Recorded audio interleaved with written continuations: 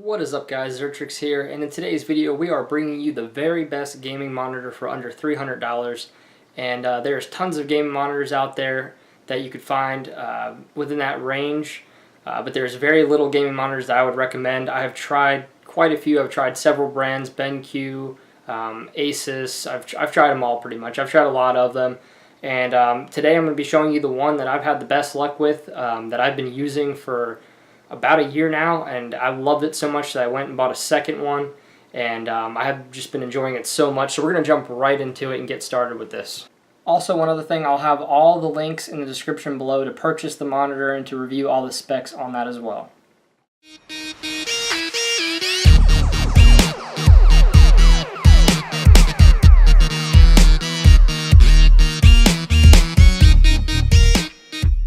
Alright, so we have the VG248QE monitor. It doesn't say QE on the front, but on the side it has a little QE. It's a QE model. But anyways, we have two of these monitors now, like I was saying. The first one on the right I bought about a year ago, and I really enjoyed it. I've tried several different monitor brands, and I haven't really enjoyed anything like this. This thing has everything that I could imagine that I would ever want from a gaming monitor. I loved it so much that I went and bought a second one about 6 months ago or less, and I actually got a crazy deal for that one.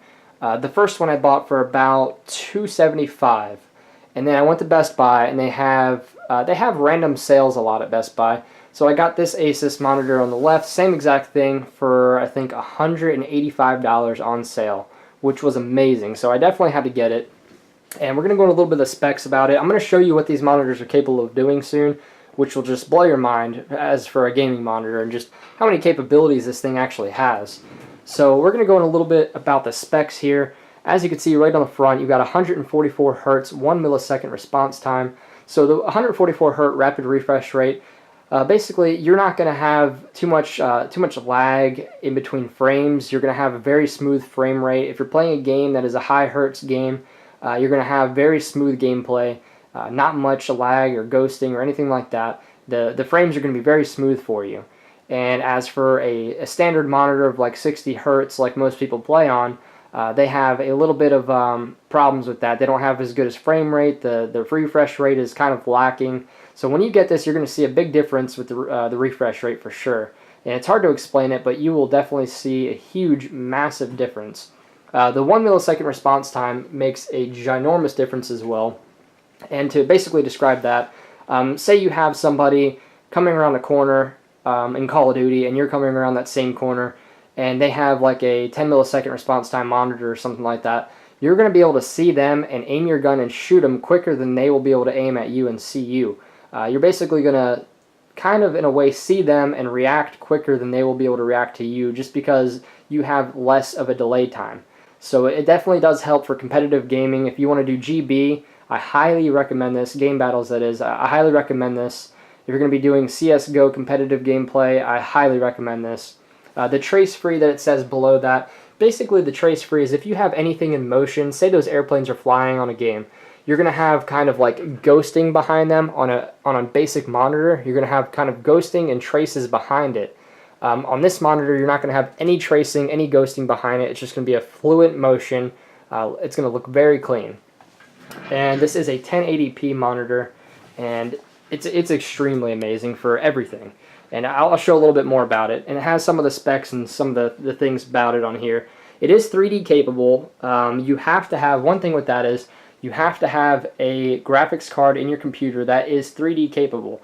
You can't just plug it in to a normal graphics card that doesn't support 3D and just expect to play a 3D game or 3D movie or something like that and see difference. It's not going to work. You have to have a 3D capable graphics card that you could plug this monitor into.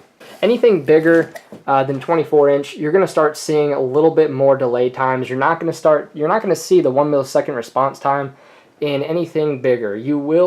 There is some brands that do release 1 millisecond response times with bigger screens, but they're a bit more expensive than $300. And they're not as common. So now we're going to show you a little bit about the monitor and some of the capabilities that this thing actually has. And it's actually really cool. So to begin with, this monitor has a adjustable bar in the back to where you could lower this thing all the way down and you can increase it pretty high. So if you're sitting in a chair that doesn't really have a adjuster to raise your height, you can adjust the monitor instead of your chair. So that really helps, because I know personally when I'm playing I like to be comfortable and I like to be at a good level with the monitor. So this is the bar in the back right here. It slides up and down that, very easy. It's like a bearing type of thing. Very gently slides up and down, and it has a wire guard holder, whatever you want to call it, on the back to support your wires up it to the back of it if you want.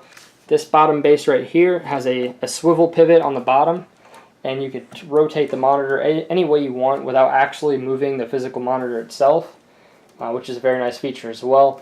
And this monitor will come in different sections. You're going to have this off of it, this back bar off of it, and it will come with this. So basically, to put it all together, I'm going to show you there's one little screw on the bottom. So right there on the bottom, there is a white clip that you literally just twist off, and it just detaches all of this. And it's a sturdy little clip, so don't get me wrong, it's not going to fall apart on you. However, it is very easy to put together for the user and take apart. So another little cool feature about this monitor is, for some odd reason, if there's any thing or any app or game that requires you to turn your monitor vertically, this is a capability that it has. You could turn this fully 90 degrees. In order to do so, though, you have to take that bottom clip off, like I said, and take the base of the monitor off. However, it's a cool little feature that I haven't really needed to use yet, but if there's any reason any of you need to use it, it has that feature and capability, which is pretty amazing. Alright, so when we turn this monitor on, there's an indicator light on the bottom. It'll take a second. It comes with this ASUS menu. Sorry if it's very pixelated. This camera isn't the best for recording monitors or electronics or anything like that. Not really what it's meant for, but... Alright, so we're on the PlayStation 4 right now, and you're not going to be able to tell how good the picture is or anything like that from a camera.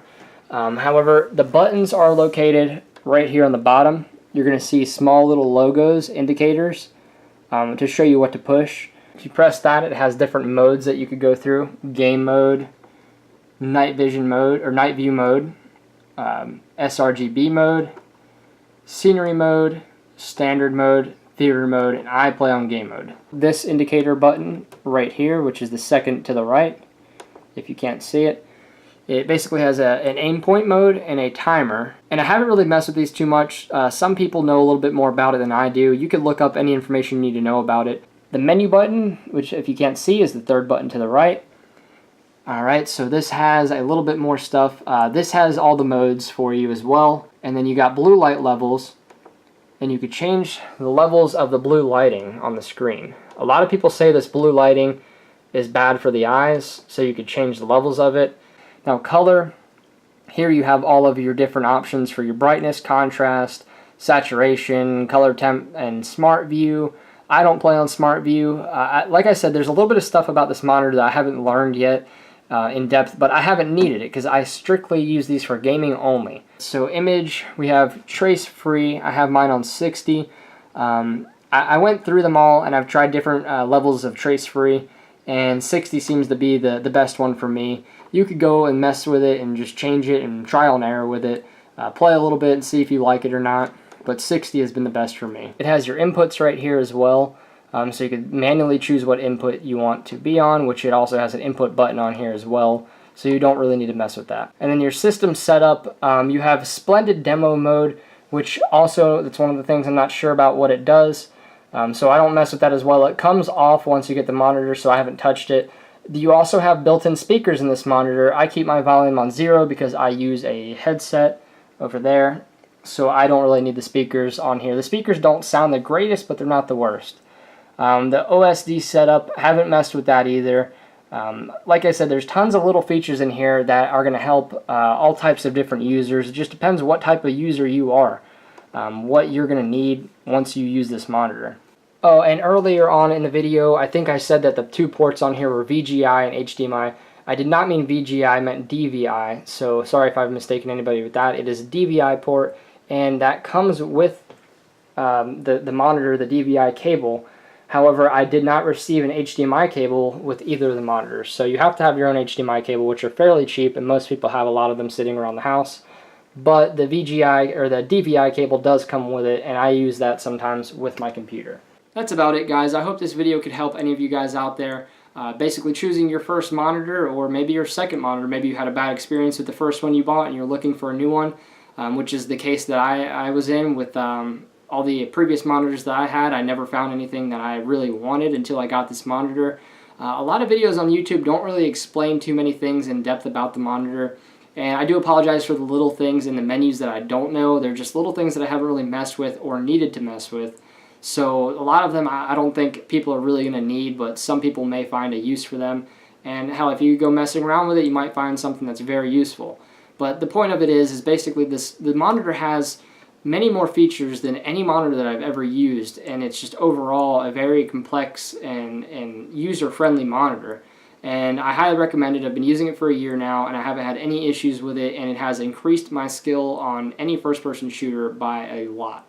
So if you're looking for your first or second or whatever, if you're looking for a good gaming monitor with a 1 millisecond response time and you want to have the jump on anybody you play against online, I highly recommend it for PC gaming, console gaming, any type of game. And also it's very good for editing and stuff like that on Sony Vegas. It has no pixelation and it plays anything very smoothly, and it looks amazing on anything. So if this video helped any of you guys out there, don't forget to drop a big thumbs up below and leave a comment with your feedback. If you've tried this monitor because of this video, let me know what you think of the monitor. Let me know if you have any issues with the monitor. I may be able to help you out with them. Also, don't forget to subscribe to never miss an upload and to see more great content. I'm going to have a lot more reviews up for you guys shortly. It's something I want to start getting into, product reviews. I've tried so many things and so many different products and electronics, and I never really thought to make a review on it. But now we're getting into the years a little bit, and I've tried so many different products. I think it would be a good idea to let the public know what I think about certain products. So if you want to see those, don't forget to subscribe, and I'll see you guys in the next one. Till then, this has been Zertrix.